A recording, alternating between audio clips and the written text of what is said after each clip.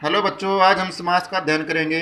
समास जैसे कि परिभाषा से ही जाहिर होता है, दो निकटवर्ती शब्दों के परस्पर मेल से होने वाले परिवर्तन को समास कहते हैं। अर्थात ऐसे दो शब्द जिनके मिलने से एक परिवर्तन की संभावना बनी रहती है, उसको समास कहा जाता है। समास के 6 भेद होते हैं: अव्ययी भाव समास, तत्पुरुष समास, द्विगु समास, क्रमधारय समास, द्वंद्व समास और अंतिम बहुब्रीहि समास। तो आइए, इन 6 भेदों का अध्ययन करने से पहले हम सबसे पहला जो हमारा समास है, अव्ययी भाव समास, उसका अध्ययन करेंगे। अव्ययी भाव समास जिस समास में पूर्व पद या पहला पद प्रधान होता है और समस्त पद एक अवयव के रूप में कार्य करता है, उसे अव्ययी भाव समास कहते हैं। अर्थात जिस समास से पहला पद, पहले पद को हम पूर्व पद भी कह सकते हैं या पूर्व पद को पहला भी पद कह सकते हैं, और समस्त पद एक अवयव के रूप में, अर्थात पूरा जो पद है वो एक अवयव के रूप में कार्य करता है। अवयव अर्थात जो किसी प्रकार से लिंग, वचन, काल, कारक आदि कारण जिन शब्दों के रूप में कोई परिवर्तन नहीं होता, उसे हम अव्ययी भाव समास कहते हैं। अव्ययी भाव समास में ध्यान रखने जो योग्य बात है, उसमें बहुत सारे शब्द ऐसे होते हैं जिनके आधार पर भी हम उपरोक्त समास की पहचान कर सकते हैं। जैसे यथा है, प्रति है, आ है, भर है, बा है, नी है।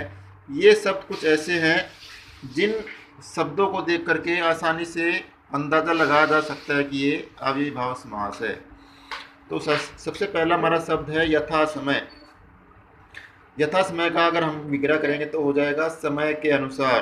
प्रतिदिन, प्रतिदिन देखिए एक ऐसा शब्द है जिसका किसी प्रकार से परिवर्तन संभव नहीं। जैसे कोई एक वाक्य है, हम प्रतिदिन स्कूल आएंगे।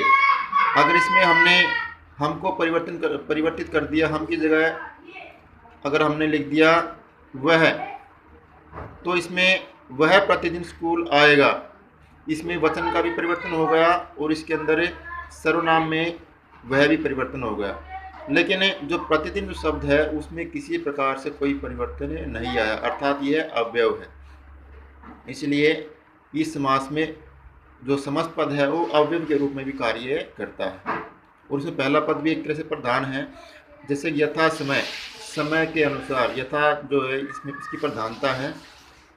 तीसरा हमारा शब्द आजीवन, जीवन भर। तीसरा हमारा शब्द है भरपेट, पेट भर कर। आगे हमारा शब्द है बाकायदा, कायदे के अनुसार, निसंकोच, बिना संकोच के। इन शब्दों को अगर हम देखें तो इनमें देखिए यथा, प्रति, आ, भर, बा, नी जैसे शब्द आए हैं, जिसके आधार पर हम आसानी से यह पहचान कर सकते हैं कि यह अव्ययी भाव समास है।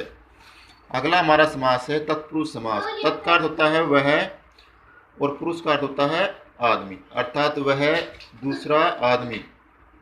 अर्थात जिस समास में दूसरे पद की प्रधानता होती है, जैसे कि पहले समास में हमारे पहले पद की प्रधानता थी, लेकिन तत्पुरुष समास में हमेशा दूसरे पद, या इसको हम उत्तर पद का भी कह सकते हैं, जिस समास में दूसरे पद या उत्तर पद की प्रधानता होती है उसे तत्पुरुष समास का नाम दिया जाता है।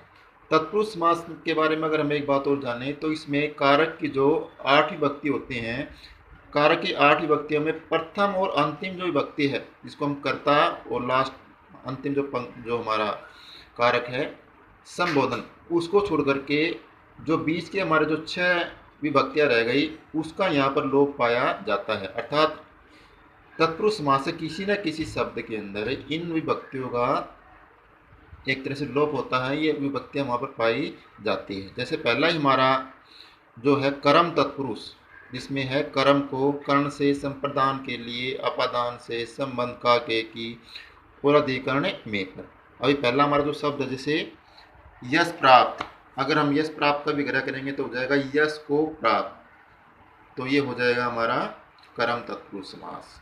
हस्तलिखित, हाथ से लिखी हुई। राज भक्ति, राज के लिए भक्ति। पथ भ्रष्ट, पथ से भ्रष्ट। अभी यहाँ पर एक बात और देखने योग्य है कि इसमें कर्ण तत्पुरुष में भी सी आया है और अपादान तत्पुरुष में भी सी आया है, लेकिन यहाँ पर दोनों में मुख्य पहचान ये है कि जो कर्ण तत्पुरुष है उसमें यहाँ पर एक तरह से शब्दों का संबंध पाया जाता है, जबकि अपादान तत्पुरुष समास में एक तरह से बिछोह अर्थात एक तरह से अलगाव की भावना पैदा होती है।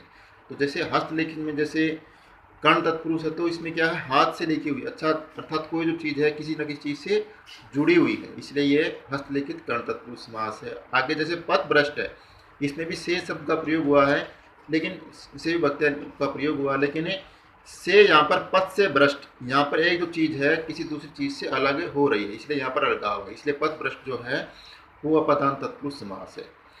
आगे हमारा जो है राजपुत्र, राजा का पुत्र, ये सब मन तत्पुरुष, क्योंकि यहाँ पर का विभक्ति आई है। आगे है आप बीती, अपने ऊपर बीती हुई, तो मैं पर जहाँ पर आता है उसको हमें अधिगण तत्पुरुष समास कहते हैं। तो यहाँ पर हम देखते हैं कि प्रथम और अंतिम विभक्तियों छोड़ करके शेष से जो विभक्तियाँ हैं उनका यहाँ पर लोप पाया गया है। अगला हमारा समास है कर्मधारय समास, जिसकी परिभाषा है जिस समास में विशेषण विशेष से या उपमेय और उपमान में संबंध पाया जाता है, अर्थात या तो विशेषण विशेष से या उसको हम उपमेय या उपमान का भी नाम दे सकते हैं, इनमें आपस में संबंध पाया जाता है तो वहाँ पर कर्मधारय समास होता है। विशेषण जिसको हम कहते हैं जिसकी विशेषता होती है, और विशेषण जहाँ पर विशेषण की विशेषता पाई जाती है, उपमेयकार जहाँ पर तुलना की जाए और उपमान जिसके साथ तुलना की जाए। अभी देखते हैं अलग अलग प्रकार के शब्दों के माध्यम से। चरण कमल हमारा पहला जो शब्द है चरण कमल, तो यहाँ पर चरण की जो विशेषता है वो कमल से की गई है, अर्थात यहाँ पर जो चरण है वो उपमेय है और जो कमल है वो उपमान है, अर्थात जहाँ यहाँ पर उपमेय और उपमान का यहाँ पर संबंध हो गया है। दूसरा हम इसमें विशेषण और विशेष्यों को भी देख सकते हैं। चरण एक तरह से विशेषण है जिसकी विशेषता बताई गई है, और कमल एक तरह से चरण की विशेषता, अर्थात यहाँ पर विशेषण भी आ गया और विशेष्य भी आ गया, तो इसमें हम दोनों में से किसी को भी देख सकते हैं, उपमेय और उपमान में या विशेषण और विशेष्य में यहाँ पर संबंध है। चरण कमल अर्थात कमल के समान है जो चरण, तो यहाँ पर चरणों की जो है विशेषता है कि वो कमल के समान है। महात्मा, महान है जो आत्मा, तो यहाँ पर आत्मा क्या एक तरह से उपमेय है और महान क्या एक तरह से यहाँ पर मान है, अर्थात यहाँ पर आत्मा की जो है विशेषता बताएगी कि वो महान है। नील गाय, नीली है जो गाय, गाय उपमेय है और नील एक तरह से उपमान है। चंद्रमुखी, यहाँ पर मुख की समानता